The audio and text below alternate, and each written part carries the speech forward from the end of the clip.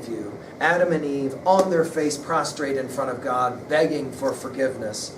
And the Promethean view of to Zeus, up yours, I did it, I do it again, I do it 1,000 times, and of course being punished for it. Think of it, as we've said in earlier lectures, the Renaissance is built off of that Promethean understanding and the Enlightenment to follow. Well, we now come to the end of Paradise Lost. Of course, books 11 and 12 now will follow.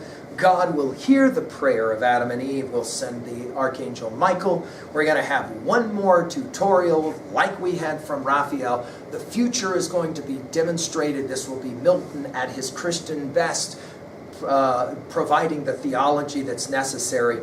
And ultimately, at the end of Book 12, we're going to have Adam and Eve leaving Paradise Eden.